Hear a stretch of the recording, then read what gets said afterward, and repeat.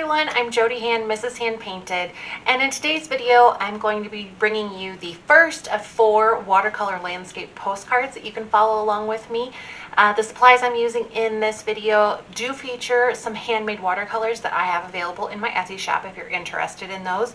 But if you don't have those, feel free to use whatever paints you have and whatever colors. I do have the list of the colors that I'm using in the description, so you can try to find duplicate colors if you don't have my paints.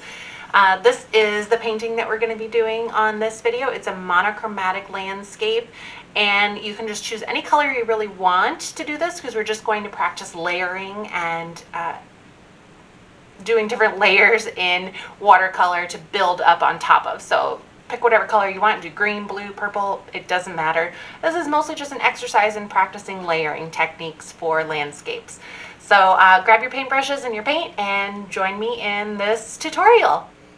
Before we begin painting the first one, I want to prep my paper for this. And so, like I said in the supplies list, I've got a sheet of chipboard here.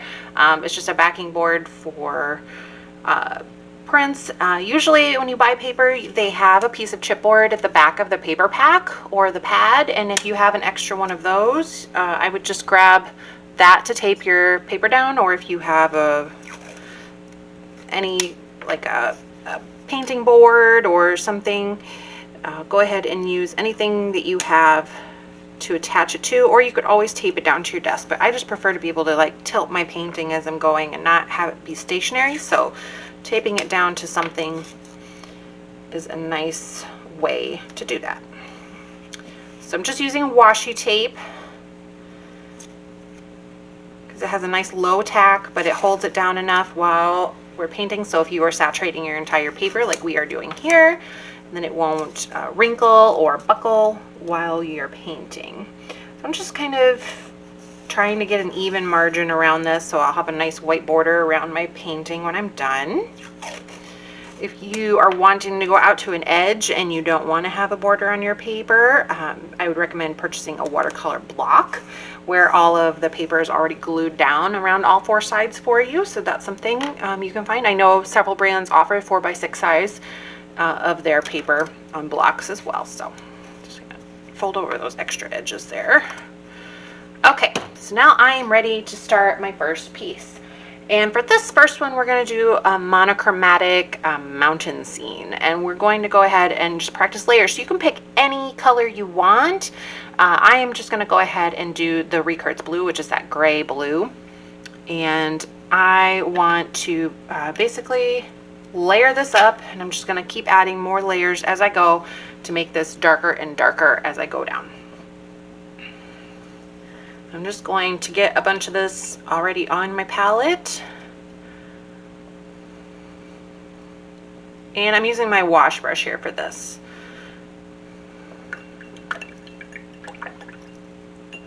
All right, to begin, I'm just going to go ahead and get clean water and go across my entire sheet with clean water. I have a little bit of the paint still on my brush, but that's okay because I'm going to go across this with all that same color. And if you are curious about, or if you were worried about having any kind of puddled areas that would end up leaving you those cauliflower marks or the blooms, just keep going back and forth across your paper in the different directions, diagonally, vertically, horizontally, just to kind of smooth it all out, make sure you don't have any puddles. And you can tilt your paper a little bit and you can see the shine from the water, and just making sure that you don't have any ponding areas that would have a lot of water. All right, so I'm going to go ahead and I'm going to get kind of a diluted wash of this, and I'm going to cover the entire page with a very, very light wash.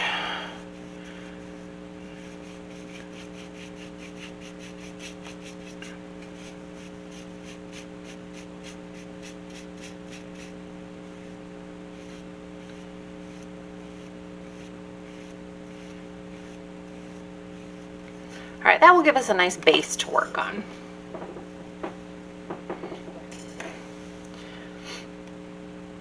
All right, and we'll go ahead and we'll let that dry, and then we will go over our next layers and we'll get some nice crisp lines by letting this dry. So I'm just going to let this dry, and then we'll keep using this wash brush to do our mountain layers. And if you don't want to wait for that to dry, we can always use a heat tool or a hair dryer to speed that process along. Just be aware that your tape may start to come up, and you'll want to make sure that gets tacked back down before you start painting your next layer so that it doesn't seep under the tape.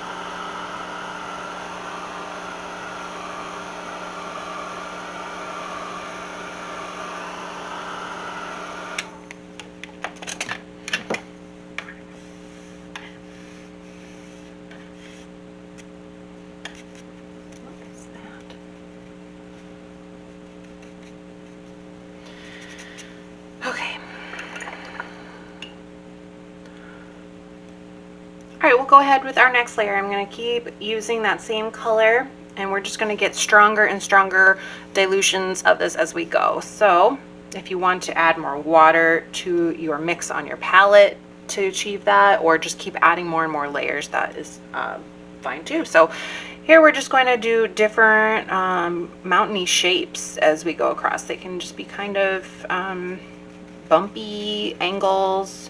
And then I'm just going to blend that down.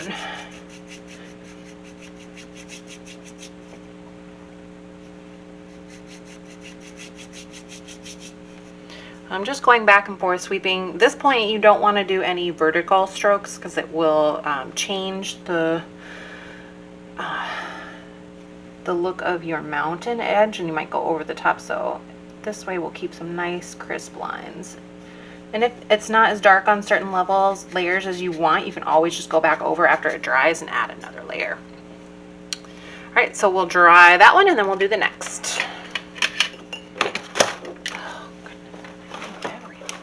All right, and if you're pretty new to watercolor, the reason that I'm drying this in between is because when you put wet paint to wet paper, the paint will bleed across areas. And if we want to get nice crisp lines, we need to make sure it's dry when we add our next layer. Otherwise it will just all kind of flow together, and you'll end up with fuzzy lines and not nice crisp lines that we're going for.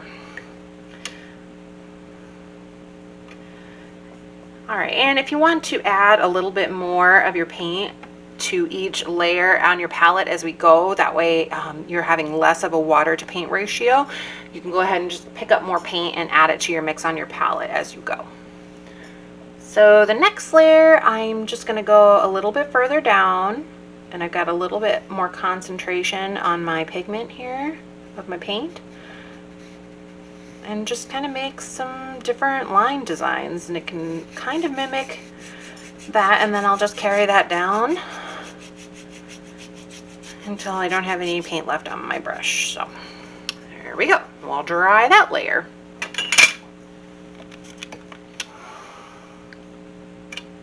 All right, and continuing on down here, we'll do our next layer.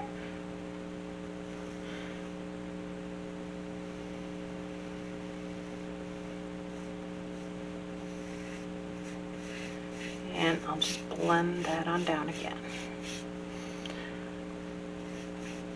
And if your brush does start to dry out as you go down, you can just add a tiny bit more water just to blend that out so you don't end up with any fuzzy lines that will change your painting as it goes. So.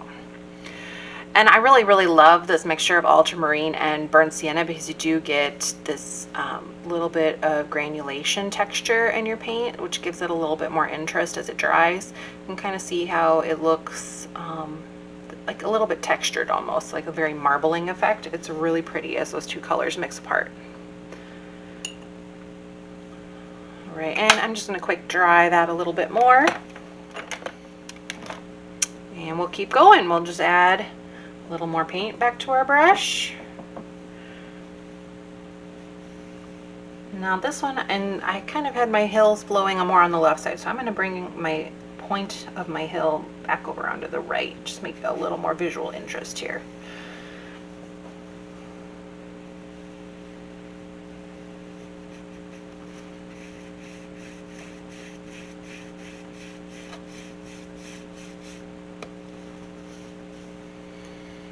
Okay, and we'll dry that layer.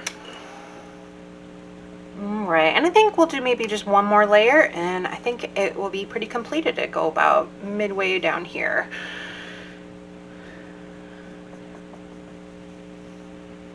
Maybe make a couple little points for this layer.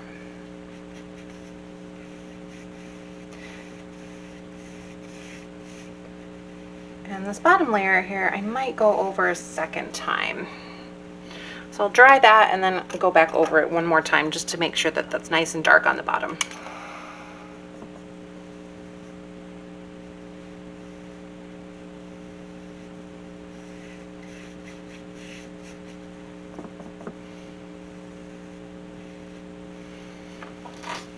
And I'll give that one final dry. All right, and you'll want to wait to pull your tape off until that is completely dry so that your paper doesn't curl up on you. And trick to removing tape without ripping your paper. So I got my tape folded over here.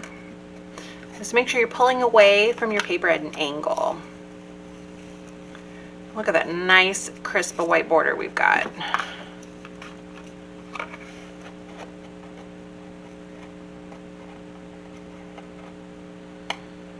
I'm regretting folding that tape over the edge now. I can't get it. Ooh, I had it nice and stuck down. Okay, so pull it at an angle and hold your paper so that it doesn't rip.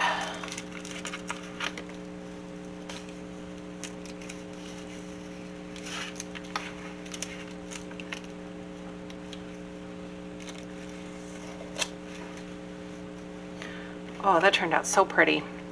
And look at that color.